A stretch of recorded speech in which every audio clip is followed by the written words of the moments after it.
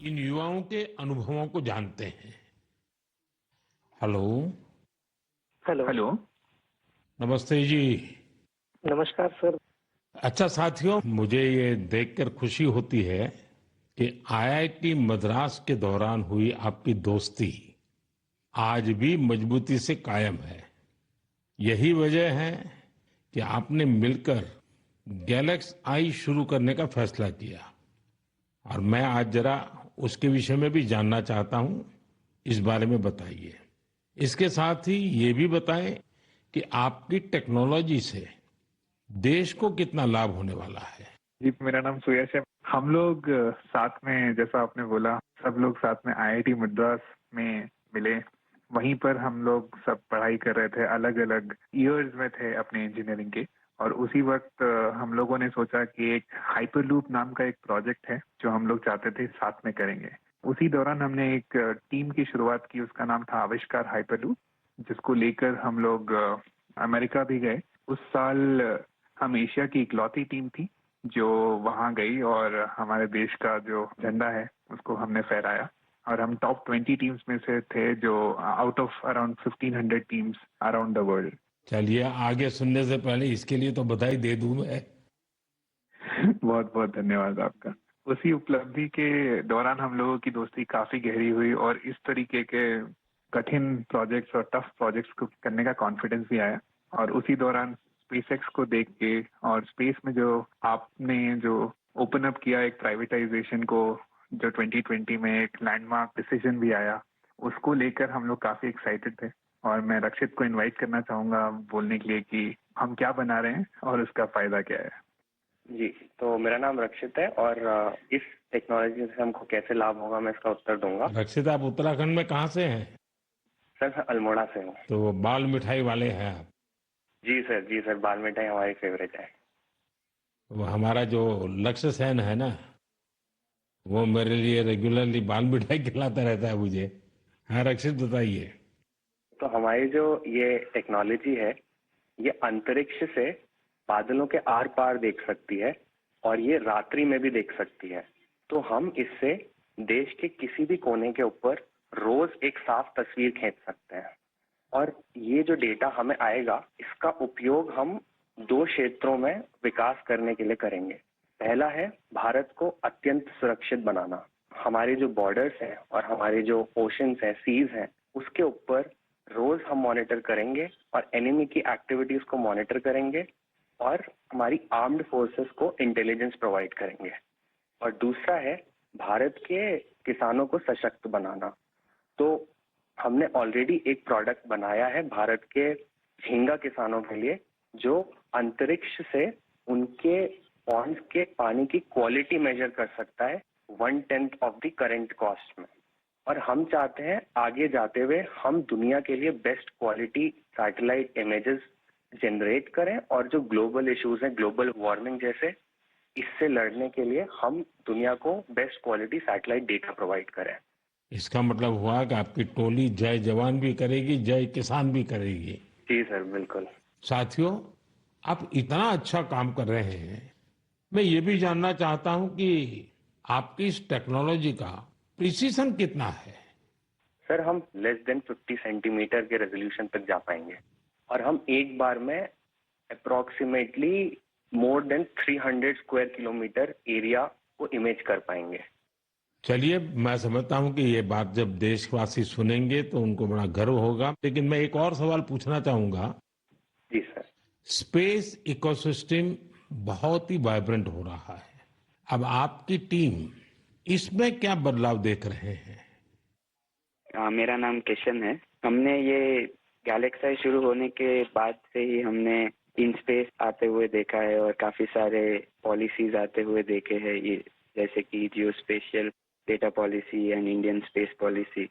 और हमने पिछले 3 साल में काफी बदलाव आते हुए देखा है और काफी प्रोसेसेस और काफी इंफ्रास्ट्रक्चर और काफी फैसिलिटीज इसरो के ये अवेलेबल और काफी अच्छे तरीके से हुए हैं। जैसे कि हम इसरो में जाके टेस्टिंग कर सकते हैं हमारे हार्डवेयर का, ये काफी आसान तरीके से अभी हो सकता है। 3 साल पहले वो प्रोसेसेस उतने नहीं थे और ये काफी हेल्पफुल रहा है हमारे लिए और काफ़ी और स्टार्टअप्स के लिए भी।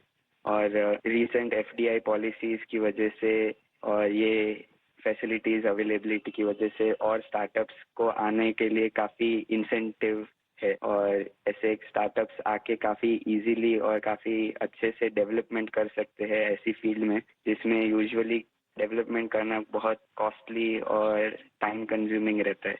बट करंट पॉलिसीज और इनस्पेस के आने के बाद काफ़ी चीज़ें आसान हुई है स्टार्टअप्स के लिए। मेरे मित्र डेनियल चावड़ा भी इस पे कुछ और बोलना चाहेंगे। डेनियल बताइए। सर, हमने एक और चीज ऑब्जर्व किया है। हमने देखा है कि जो इंजीनियरिंग के छात्र हैं उनकी सोच में बदलाव देखा है।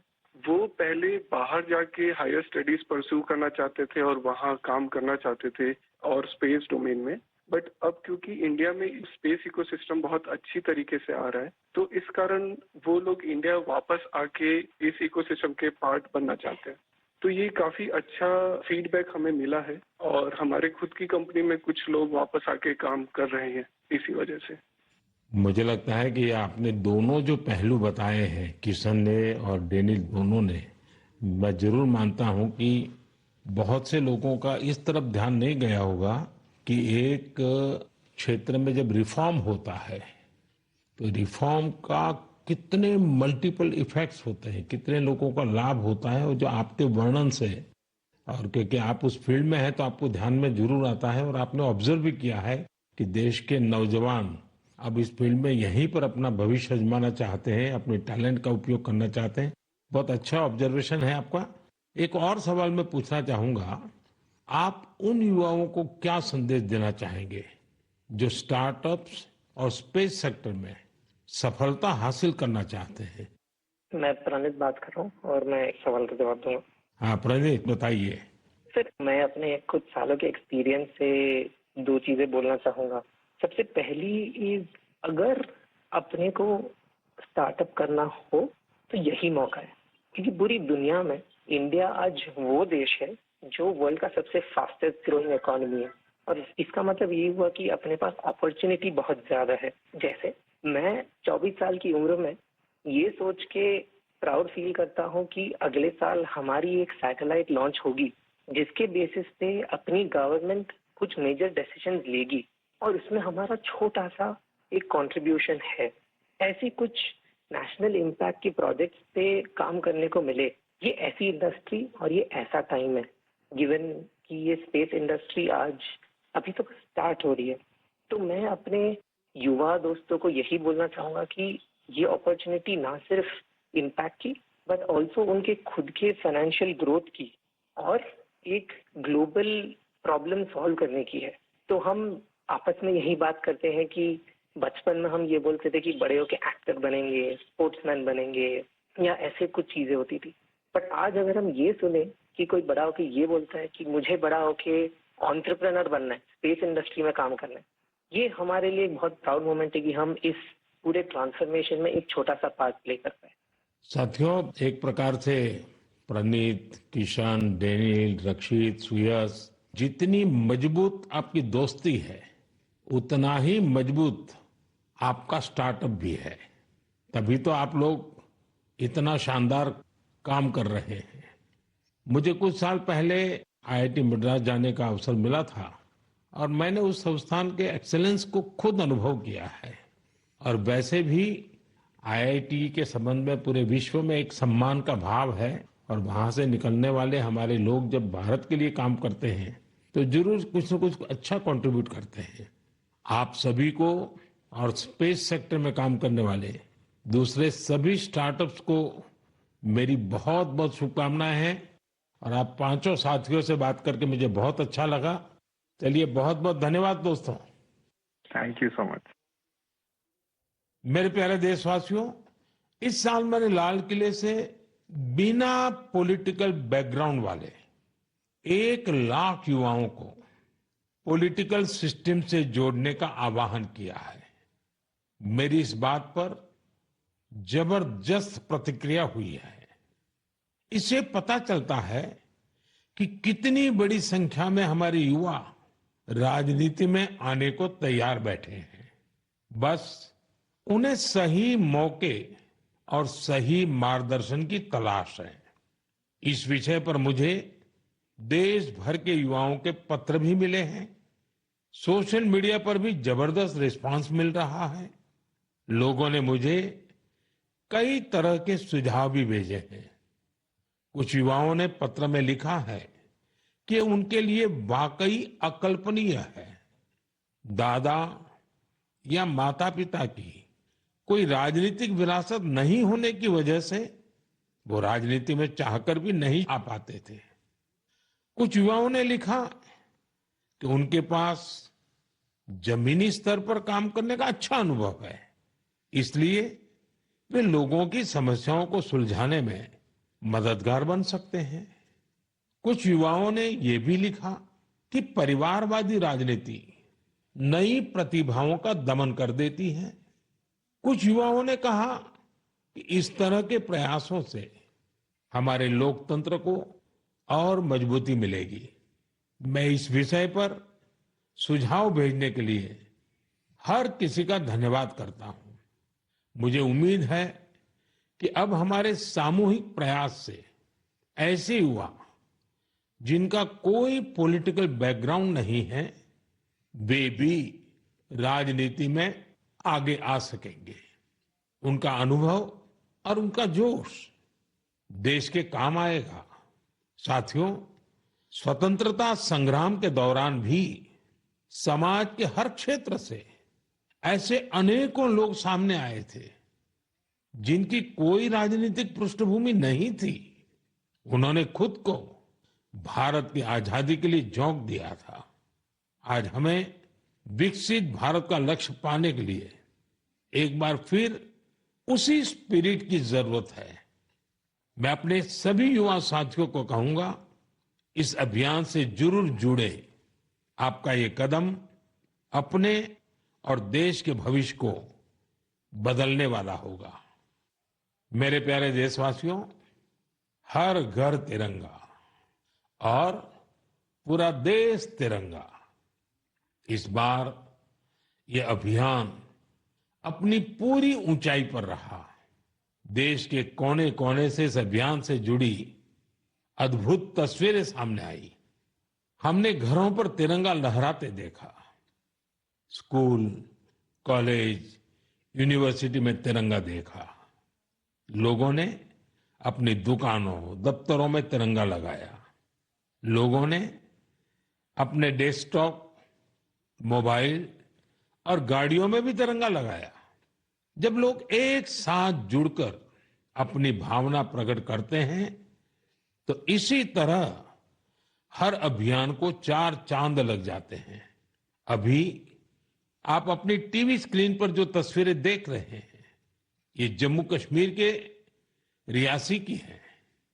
यहां 750 मीटर लंबे झंडे के साथ तिरंगा रैली निकाली गई और ये रैली दुनिया के सबसे ऊंचे चिनाब रेलवे ब्रिज पर निकाली गई। जिसने भी इन तस्वीरों को देखा, उसका मन खुशी से झूम उठा। श्रीनगर के डल लेक में भी तिरंगा यात्रा की मनमोहक तस्वीरें हम सब ने देखी। अरुणाचल प्रदेश के ईस्ट कामेंग जिले में भी 600 फीट लंबे तिरंगे के साथ यात्रा निकाली गई। देश के अन्य राज्यों में भी इसी तरह हर उम्र के लोग ऐसी तिरंगा यात्राओं में शामिल हुए। स्वतंत्रता दिवस अब एक सामाजिक पर्व भी बनता जा रहा है। ये आपने भी अनुभव किया होगा। लोग अपने घरों को तिरंगा माला से सजाते हैं। स्वयं सहायता समूह से जुड़ी महिलाएं लाखों झंडे तैयार करती हैं। ई कॉमर्स प्लेटफॉर्म पर तिरंगे में रंगे सामानों की बिक्री बढ़ जाती है। स्वतंत्रता दिवस के अवसर पर देश के हर कोने, जल, थल, नभ, हर जगह हमारे झंडे के 3 रंग दिखाई दिए। हर घर तिरंगा वेबसाइट पर 5 करोड़ से ज्यादा सेल्फी भी पोस्ट की गई। इस अभियान ने पूरे देश को एक सूत्र में बांध दिया है और यही तो एक भारत श्रेष्ठ भारत है। मेरे प्यारे देशवासियों, इंसानों और जानवरों के प्यार पर आपने कितनी सारी फिल्में देखी होगी, लेकिन एक रियल स्टोरी इन दिनों असम में बन रही है। असम में तिनसुकिया जिले के एक छोटे से गांव बारेकुरी में मोरान समुदाय के लोग रहते हैं और इसी गांव में रहते हैं हुलॉक गिबन, जिन्हें यहां होलो बंदर कहा जाता है। हुलॉक गिबन्स ने इस गांव में ही अपना बसेरा बना लिया है। आपको जानकर आश्चर्य होगा, इस गांव के लोगों का हुलॉक गिबन के साथ बहुत गहरा संबंध है। गांव के लोग आज भी अपने पारंपरिक मूल्यों का पालन करते हैं, इसलिए उन्होंने वो सारे काम किए जिससे गिबन्स के साथ उनके रिश्ते और मजबूत हो। उन्हें जब ये एहसास हुआ कि गिबन्स को केले बहुत पसंद है, तो उन्होंने केले की खेती भी शुरू कर दी। इसके अलावा उन्होंने तय किया कि गिबन्स के जन्म और मृत्यु से जुड़े रीति रिवाजों को वैसे ही पूरा करेंगे जैसा वे अपने लोगों के लिए करते हैं। उन्होंने गिबन्स को नाम भी दिए हैं। हाल ही में गिबन्स को पास से गुजर रहे बिजली के तारों के कारण मुश्किलों का सामना करना पड़ रहा था। ऐसे में इस गांव के लोगों ने सरकार के सामने इस मामले को रखा और जल्द ही इसका समाधान भी निकाल लिया गया। मुझे बताया गया है कि अब ये गिबन्स तस्वीरों के लिए पोज भी देते हैं। साथियों, पशुओं के प्रति प्रेम में हमारे अरुणाचल प्रदेश के युवा साथी भी किसी से पीछे नहीं है। अरुणाचल में हमारे कुछ युवा साथियों ने 3D प्रिंटिंग टेक्नोलॉजी का उपयोग करना शुरू किया है। जानते हैं क्यों? क्योंकि वो वन्य जीवों को सींगों और दांतों के लिए शिकार होने से बचाना चाहते हैं। नाबम बापू और लीखा नाना के नेतृत्व में ये टीम जानवरों के अलग अलग हिस्सों की 3D प्रिंटिंग करती है। जानवरों के सींग हो, दांत हो, ये सब 3D प्रिंटिंग से तैयार होते हैं। इससे फिर ड्रेस और टोपी जैसी चीजें बनाई जाती हैं। ये गजब का अल्टरनेटिव है जिसमें बायोडिग्रेडेबल मटेरियल का उपयोग होता है। ऐसे अद्भुत प्रयासों की जितनी भी सराहना की जाए कम है। मैं तो कहूंगा अधिक से अधिक स्टार्टअप्स इस क्षेत्र में सामने आए ताकि हमारे पशुओं की रक्षा हो सके और परंपरा भी चलती रहे। मेरे प्यारे देशवासियों, मध्य प्रदेश के जाबुआ में कुछ ऐसा शानदार हो रहा है जिसे आपको जरूर जानना चाहिए। वहां पर हमारे सफाई कर्मी भाई बहनों ने कमाल कर दिया है। इन भाई बहनों ने हमें वेस्ट टू वेल्थ का संदेश सच्चाई में बदल कर दिखाया है। इस टीम ने जाबुआ के एक पार्क में कचरे से अद्भुत आर्टवर्क तैयार किया है। अपने इस काम के लिए उन्होंने आसपास के क्षेत्रों से प्लास्टिक वेस्ट, इस्तेमाल की हुई बॉटल्स, टायर्स और पाइप्स इकट्ठा किए। इन आर्ट वर्क्स में हेलीकॉप्टर, कार और तोपें भी शामिल हैं। खूबसूरत हैंगिंग फ्लावर पॉट्स भी बनाए गए हैं। यहां इस्तेमाल किए गए टायरों का उपयोग आरामदायक बेंच बनाने के लिए किया गया है। सफाई कामगारों की इस टीम ने रिड्यूस, रीयूज और रिसाइकल का मंत्र अपनाया है। उनके प्रयासों से पार्क बहुत ही सुंदर दिखने लगा है। इसे देखने के लिए स्थानीय लोगों के साथ ही आसपास के जिलों में रहने वाले भी यहां पहुंच रहे हैं। साथियों, मुझे खुशी है कि आज हमारे देश में कई सारी स्टार्टअप टीम भी पर्यावरण को बढ़ावा देने के लिए ऐसे प्रयासों से जुड़ रही है। ई कॉन्शियस नाम की एक टीम है जो प्लास्टिक वेस्ट का उपयोग इको फ्रेंडली प्रोडक्ट्स बनाने में कर रही है। इसका आइडिया उन्हें हमारे पर्यटन स्थलों, विशेषकर पहाड़ी इलाकों में फैले कचरे को देख करके आया। ऐसे ही लोगों की एक और टीम ने इको कारी नाम से स्टार्टअप शुरू किया है। ये प्लास्टिक वेस्ट से अलग अलग खूबसूरत चीजें बनाते हैं। साथियों, टॉय रिसाइकलिंग भी ऐसा ही एक और क्षेत्र है जिसमें हम मिलकर काम कर सकते हैं। आप भी जानते हैं कि कई बच्चे कितनी जल्दी खिलौनों से बोर हो जाते हैं। वही ऐसे बच्चे भी हैं जो उन्हीं खिलौनों का सपना संजोए होते हैं। ऐसे खिलौने जिससे अब आपके बच्चे नहीं खेलते, उन्हें आप ऐसी जगहों पर दे सकते हैं जहां उनका उपयोग होता रहे।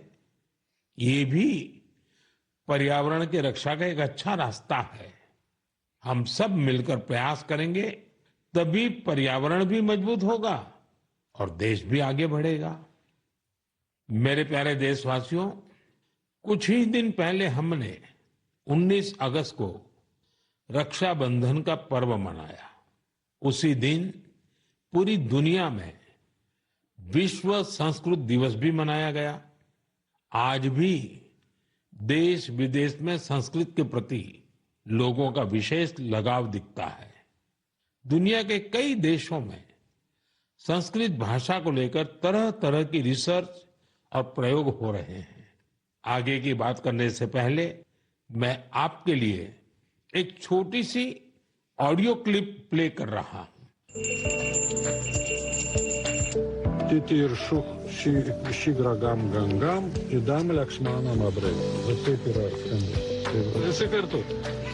Satu drištva nadytire, navam išvaku nandana, titiršuh šigragam gangam idam Laksmanam abreit. साथियों, इस ऑडियो का संबंध यूरोप के एक देश लिथुएनिया से है। वहां एक प्रोफेसर विदोनस ने एक अनूठा प्रयास किया है और इसे नाम दिया है संस्कृत ऑन द रिवर्स। कुछ लोगों का एक ग्रुप वहां नेरिस रिवर के किनारे जमा हुआ और वहां उन्होंने वेदों और गीता का पाठ किया। यहां ऐसे प्रयास पिछले कुछ वर्षों से निरंतर जारी है। आप भी संस्कृत को आगे बढ़ाने वाले ऐसे प्रयासों को सामने लाते रहिए। मेरे प्यारे देशवासियों, हम सबके जीवन में फिटनेस का बहुत महत्व है। फिट रहने के लिए हमें अपने खान पान, रहन सहन सब पर ध्यान देना होता है। लोगों को फिटनेस के प्रति जागरूक करने के लिए ही फिट इंडिया अभियान की शुरुआत की गई। स्वस्थ रहने के लिए आज हर आयु, हर वर्ग के लोग योग को अपना रहे हैं। लोग अपनी थाली में अब सुपर फूड मिलेट्स यानी श्री अन्न को जगह देने लगे हैं। इन सभी प्रयासों का उद्देश्य यही है कि हर परिवार स्वस्थ हो।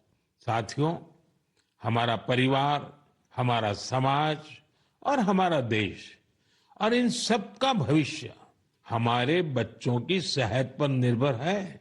और बच्चों की अच्छी सेहत के लिए जरूरी है कि उन्हें सही पोषण मिलता रहे। बच्चों का न्यूट्रिशन देश की प्राथमिकता है। वैसे तो उनके पोषण पर पूरे साल हमारा ध्यान रहता है, लेकिन एक महीना देश इस पर विशेष फोकस करता है। इसके लिए हर साल 1 सितंबर से 30 सितंबर के बीच पोषण माह मनाया जाता है। पोषण को लेकर लोगों को जागरूक बनाने के लिए पोषण मेला, एनीमिया शिविर, नवजात शिशुओं के घर की विजिट, सेमिनार, वेबिनार जैसे कई तरीके अपनाए जाते हैं। कितनी ही जगहों पर आंगनवाड़ी के तहत मदर एंड चाइल्ड कमेटी की स्थापना भी की गई है। ये कमेटी कुपोषित बच्चों, गर्भवती महिलाओं और नवजात शिशुओं की माताओं को ट्रैक करती है। उन्हें लगातार मॉनिटर किया जाता है और उनके पोषण की व्यवस्था की जाती है।